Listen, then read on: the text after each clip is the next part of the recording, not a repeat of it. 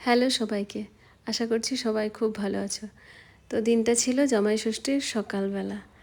আর জামাই ষষ্ঠীর দিন আমাদের ষষ্ঠী পুজোও থাকে, তাই সকালবেলা বাড়ির পুজোটা সেরে নিয়ে ঝটপট রেডি হয়ে বেরিয়ে পড়লাম বাবার বাড়ির উদ্দেশ্যে, কারণ ওখান থেকে আমি ষষ্ঠী পুজো করতে যাই।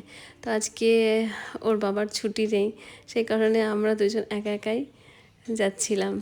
আর দাদু বাড়ি যাচ্ছে বলে আমার ছেলের ভীষণ আনন্দ। আর এই দেখো চলেও এলাম, আর ওর খেলাও স্টার্ট হয়ে গেল।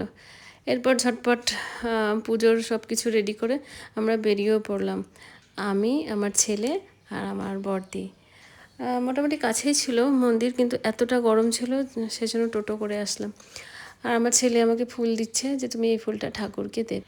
আর জানো তো, আমার পুজো আর্চা করতে, যে কোনো রিচুয়াল করতে আমার এত ভালো লাগে না। আর আমি নিষ্ঠা সহকারে সেটা পালন করারও চেষ্টা করি।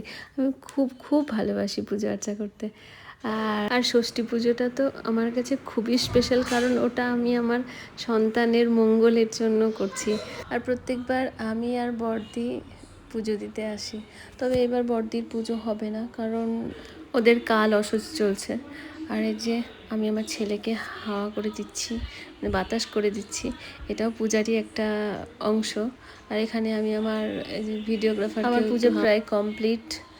আর এই যে পুজোর সব থেকে ফেভারিট পার্ট হচ্ছে যে সিঁদুর খেলা।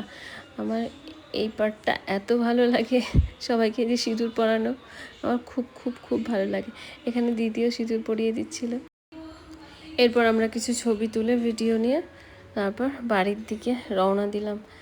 আর বাড়ি যেতে যেতে যে এই জায়গাটায় দেখে আমি আর লোভ সামলাতে পারলাম না, সেজন্য তো ভিডিও করে তোমাদেরকে একটু দেখালাম। এই জায়গাটার সাথে ছোটোবেলার আমার প্রচুর স্মৃতি জড়িয়ে আছে। ছোটোবেলায় প্রায় প্রত্যেক দিন বিকেল হলে এখানে আসতেই হবে খেলতে। আর এর ওপরটা পুরো না ছাদের মতো, সূর্যের আলো ঠিকঠাক আসে না, এত সুন্দর ছাদের মতো ওপরটা। আর নিচে বড় বড় থামের মতো নিচে ঝুড়িগুলো নেমেছে। আগে তো পুরো অন্ধকার হয়ে থাকতো এই জায়গাটা।